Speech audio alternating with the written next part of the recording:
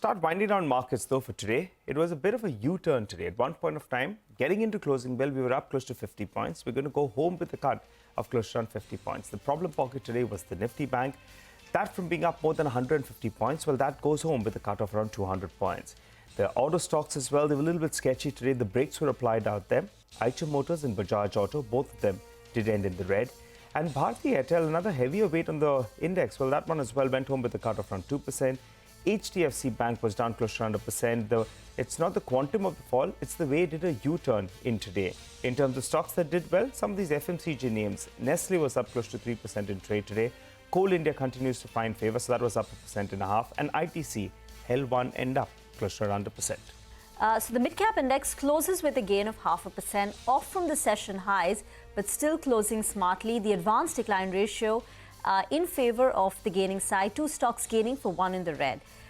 Gujarat state-owned companies did well, whether it's Gujarat Gas, GSFC. You also had fertilizer names rallying and rallying hard. Nagarjuna Fertilizer up 10%. Seeing buying. DCB Bank stands out on the price and on the volume charts too. Well, really the reversal was quite something to look at, because final tally takes the Nifty down 45 points, and at one point in time you were cruising above 21,800. So very, very swift and sudden reversal, I guess, telling us that that's the kind of market we are in, given the very heady rally we've had in November as well as December. I'm just going to talk about some of the movers and shakers. L&T Finance, for instance, was one such stock closing on the downside. Lemon Tree lost some ground as well. Manappuram Finance, these are some of the stocks, JK Tyre, some stocks where we've seen a negative close on reasonably large volumes today. But then you have, of course, the gainers as well. Railtel, PFC, GAIL, REC, Hoodco, the PSU boys managed to retain, if not all, but some of the gain.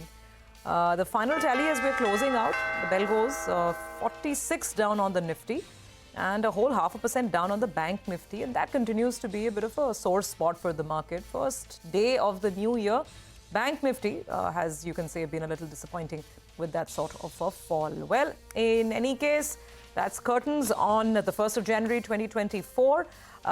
Do stay with us, because we will take all the action forward and tell you all the important cues you need to track. Up next after the break is Markets Forward.